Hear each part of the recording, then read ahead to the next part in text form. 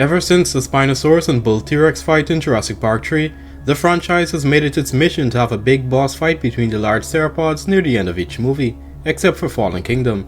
Each of these Megatheropods have their own strengths and weaknesses, some more than others, but I won't get into that right now. But who is the strongest one of the bunch? Well, that's what I'm going to find out in this video. From subadult experiments that can cause an entire park to shut down, to 10-ton juggernauts that hate humans more than I hate Carolina's gas prices. As a disclaimer, what I'm saying is not law. This is just my interpretation of the strongest Megatheropods in the franchise based on their feats. Because let's be honest, even if the creators gave a ranking, people still wouldn't agree. Before I start the list, if you like anything dinosaur or animal related in general, then you're in the right place. I do stuff like this all the time, and some of my videos are actually subscriber suggestions, so consider hitting that subscribe button and watch to the end. It really does help me to continue making vids like this for you guys. And hey, if you watched it and it's not for you, then you could always unsubscribe. I think that's enough of that for now. Let's finally rank these bioengineered monstrosities from weakest to strongest. The first one starting off the list is actually one of the newer additions to the franchise, the Tarbosaurus. This Tarbosaurus was supposed to be another major dinosaur attraction similarly to how Rexy was, but on the other side of the island. This side of the island was meant to be another place of entertainment with roller coasters, restaurants, etc, etc. This Tarbosaurus in all honesty is kind of a reskinned Rex with spikes and a more compact body, and it has a massive head, which seems to be its main form of attack when it's trying to kill something. In terms of size, it's the smallest one on the list at 40 feet and 7.5 tons. But just because it's the smallest doesn't mean it's weak, especially considering what it's able to do to some of the top tiers. It fought two of the most well-known carnivores in the franchise, including Toro, who has the biggest balls out of any dinosaur in the franchise. The guy stepped up to the Indominus and taunted it, and we later see he has insane durability considering the explosions he managed to survive. However, with a weight difference this high, the Tarbosaurus easily sent him onto the ground with little effort. What was surprising, however, was the fact that he sent Rexy flying with the same amount of ease. In the beginning of the fight, he quickly overpowers Rexy and flips her onto the ground, but he didn't finish her off, which could be a sign of inexperience when it comes to fighting, because all of the larger dinosaurs tried to make sure that their enemy was dead before doing anything else. The Indominus was about to finish off Rexy until Blue intervened. The Spinosaurus made sure the Bull Rex was dead, and at the end of the minion, the Giga thought Rexy was dead because she was unresponsive. But this guy turned his back on another apex predator just because she was on the ground, which cost it its life. Because for the first time ever, Rexy's bite was effective, or too effective I should say. Rexy catches him off guard when he turned his back and pushed him down to the floor, where she bit his neck for like a second and killed him. Either Rexy's bite has tripled, or the Tarbosaurus has terrible durability, because this was way too short. If he went down this easily to Rexy, then he wouldn't stand a chance against the other Megatheropods in the franchise because he's just too easily distracted, and from what it looks like doesn't have the durability to last long in a fight. However, I still have to give the Tarbosaurus credit because he put Rexy on the floor with little difficulty and she was more than 8 tons, as well as matching the speed of a car and putting it on its sides with a headbutt.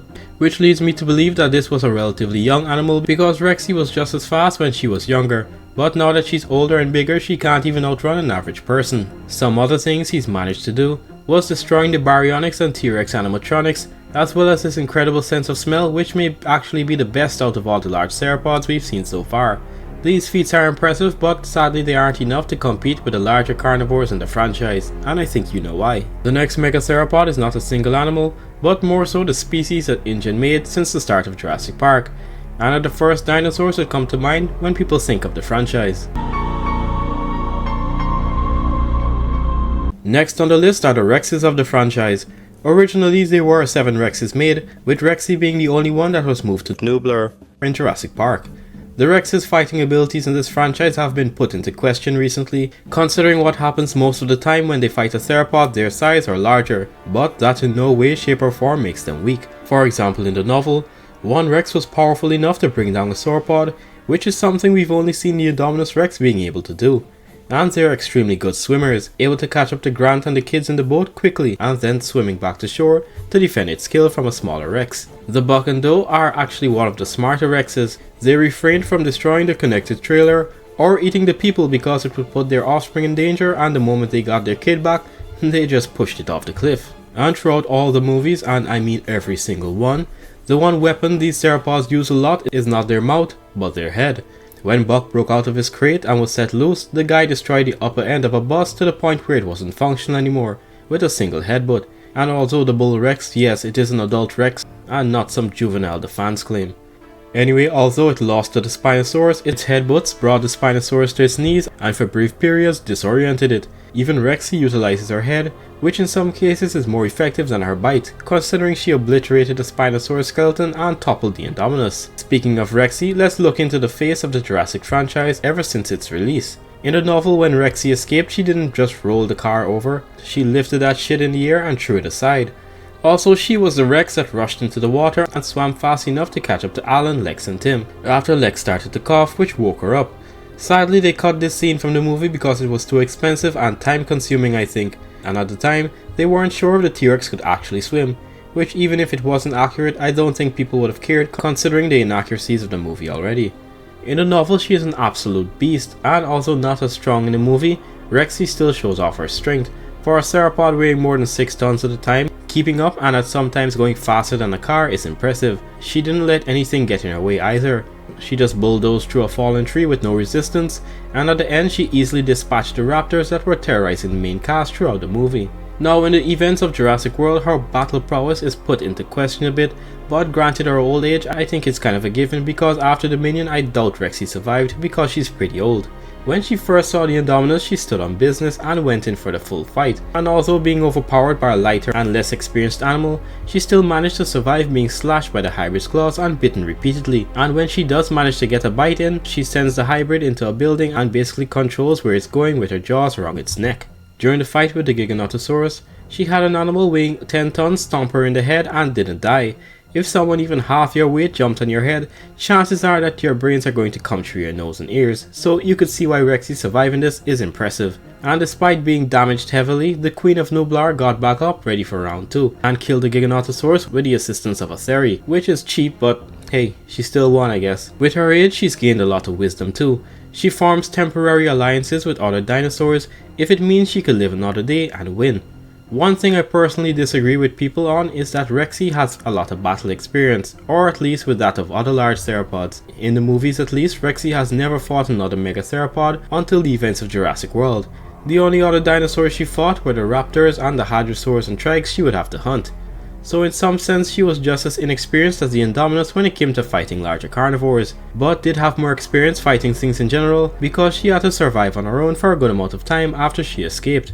This would kinda explain as to why she didn't rush in to fight the Giga to the death like the Indominus, because after that experience she learned it's better to withdraw sometimes and to live another day. Only near the end does she do a deathmatch, and that's likely due to the food resources now being too low to support 2 large carnivores in the same place. I mean, the biggest thing to eat there was deer, which isn't ideal for animals weighing more than 8 tons.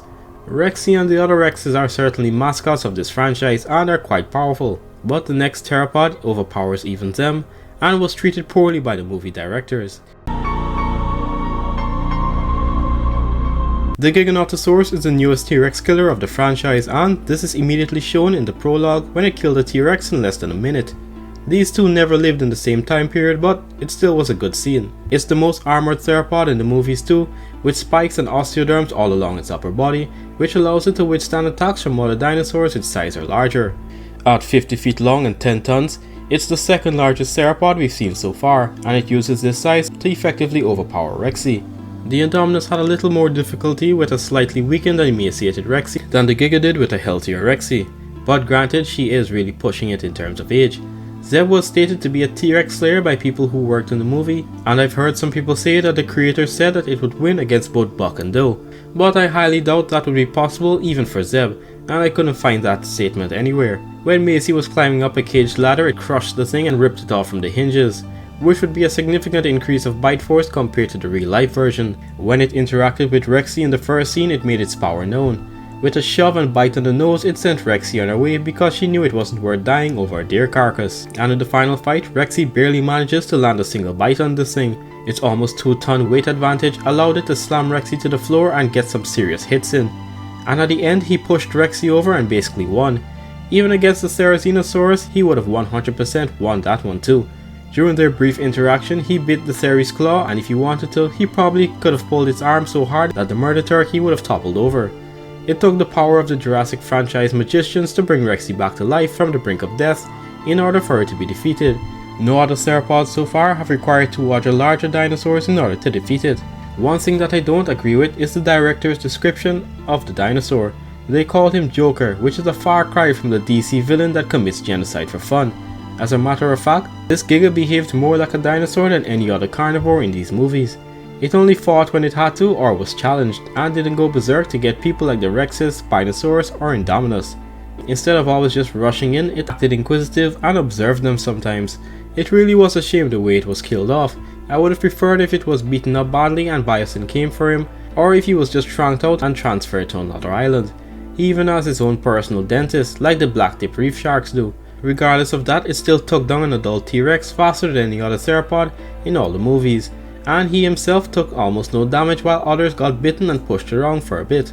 So overall a pretty solid animal that deserved more respect from the creators, but it just falls short to an animal who lives just to hate. And considering what humans have done to him ever since he was hatched, it's easy to understand why.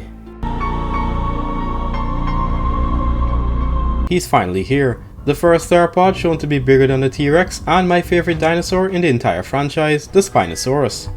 This one is debatable and some people would put Zev above him, but based on everything he's done and endured, I think he would win. The Spinosaurus was not something that was supposed to exist in the first place. It was an illegal creation by surprise Henry Wu, where all sort of experiments were run on him and he was neglected most of the time by the scientists who constantly injected him to do blood work along with any other test. On top of that, when they abandoned the lab and left the island, they left him to fend for himself. They didn't even at least set him free outside. He had to somehow break out of containment, and at the time of his escape I think he would have been around 25 feet long.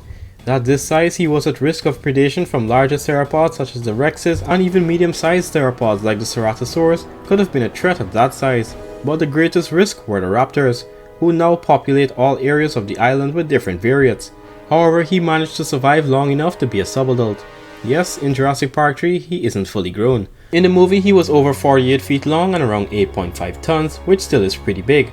At this size, people working on the movie said that the Spinosaurus could have caused an extinction event on Isla Sorna. T.rex, and so we went after a dinosaur that literally could cause an extinction on the island. Obviously he isn't going around killing everything in a few days, but over time he could eventually manage to decrease the dinosaur population on the island. Even the sauropods weren't safe. During the movie he goes through great lengths to kill all the people on the island, expending a lot of energy for prey items that wouldn't replenish the calories he lost trying to kill them. The sail is supposed to be the most fragile part in this animal, yet it was able to take a hit from a plane when it took off. Later on he ripped that same plane in half and went on his hunt for the main cast. When it fought the bull T.rex, which is theorized to be the mate of Big E.T. and the father of Little E.T., the Spinosaurus takes bite to the necks and even gets dragged around until he finally locked in and held the Rex in place to effortlessly snap its neck. Later on, when Grant and Eric escape through the spiked steel fences meant to keep dinosaurs like him contained, he gets a rudder start and destroys the very thing meant to keep him in. Despite all the trouble he went through trying to eliminate the humans on the island, he finally backed off when an oil fire broke out in the water, which prevented him from finishing them off. Even in these scenes he shows great dexterity with his hands, using his claws to try and fish out Amanda and the others, as well as knocking down a crane. Eventually, after he figured out that the people left the island, he probably had some sort of relief, knowing that there weren't any more humans to bother him like the scientists did. Unfortunately for him, Manticore took up that role and picked him up from Isla Sorna and then plopped him onto the worst artificially simulated biome you could possibly do for a semi-aquatic predator, a literal desert. Here he had to relive some of his old trauma because in order to get the Spinosaurus DNA to make the Spinoceratops, blood would have had to be extracted from him as well as additional tests to ensure everything would work. In the event of Camp Cretaceous, he is officially the largest theropod in the franchise at 55 feet long and 10.4 tons. And even after all this time, he still has hatred for humans as confirmed by this guy. That thing does not like people. He again goes out of his way to eliminate everyone he sees, despite being weakened from lack of food and the harsh environment he was placed in, even managing to break through a canyon wall and take out the Smilodon that was chasing the Nublar 6. One of the more impressive things he does that gets overlooked even though he failed in the end was holding back this industrial sliding door open for a while. With one arm he temporarily held back between 5 to 9 tons of force. However, in Camp Cretaceous, the most famous thing he does was trash Big E.T. around and eventually breaking or at least fracturing a part of her neck, which brought her down. Granted, he was being mind controlled, which was another thing he had to endure at the hands of humans once again. They basically put a chip into his brain which controlled him, and he couldn't even resist, even if he was being put in direct danger. But the moment the chips were disabled, he immediately kills the nearest person, but sadly he got another chip put in his head once again. In the end, it took Big E.T. and Little E.T. to finally drive him off. Now when Big E.T. did come rushing in, he had just gained back consciousness after the remote controlling chip was destroyed, and he had little to no time to really process what happened. All he saw after getting his free will back was another dinosaur running straight towards him. He gets slammed to the floor and rolls over his spine, which didn't break or have a dent even though 10 tons were briefly on it. Eventually he took his loss and went into the forest, where he probably died of old age or got recaptured. The Spinosaurus was significantly weakened from lack of food, harsh biome conditions, and being controlled for a significant portion of its screen time, without any rest, yet endured damage that would have killed other theropods. Another point I'd like to add is that he has more battle experience than all the other theropods we've seen so far. Big E.T. and Little E.T. were controlled through most of their fights, so you can't really say it was them fighting in a sense. While he grew up on an island filled with raptors, rexes and other theropods since he was a juvenile, and has fought and killed different rexes throughout his life, with the urine of T.rexes attracting him, so he actively seeks them out to kill them. You could say it's biased since he's my favorite dinosaur, but I still think he would manage to beat Zeb in a deathmatch, although it could be easily argued that Zeb could win too. Despite my love for the Spino, even he is overshadowed by an animal that is smaller yet more deadly, with a cluster of different weapons at her disposal. In 2015 we were introduced to the very first hybrid, which set an entirely new precedent for the franchise. After the creation of the Indominus, more hybrids were made, such as the Indoraptor and the Scorpius Rex, with a lot of new fan creations made too, and who could blame them? Something with the bulk and power of a T.rex combined with the weaponry and intelligence of a raptor is a badass animal. In the movie, she basically woke up one day and decided to explore, so she created claw marks on the walls of her enclosure and camouflaged into her surroundings to make the humans think that she escaped, so that they would open the gate to come check on the enclosure. It worked like a charm, and she killed the maintenance team and almost killed Owen. The moment she got loose, everything in her sight started to drop. An entire herd of Apatosaurus was slain but not eaten, and then she killed a bunch of other things off screen if we're being honest. She was smart enough to tear off her tracker and camouflage into the forest, similarly to the Jurassic Park novel Carnotaurus, to ambush the park's mini SWAT team. Her durability is solid too. She took a blow from an Ankylosaurus to the face and just decided to flip it over and snap its neck. She also took bites from Rexy while being slammed into different buildings, as well as attacks from Blue and body shots from Owen's rifle. And after all of that, she was still ready to stand on business. And while she didn't directly take a shot from the bazooka, she still did endure some of the damage on the side. In terms of strength, that Deinosuchus and T.rex DNA really amped up her bite force. She crushed a gyrosphere that's bulge resistant without any sweat, and she would have needed some sort of super strength to bring down the sauropods one after the other in the same period. As for her fight with Rexy, she did really well, considering it was her first time seeing another theropod the same size as her.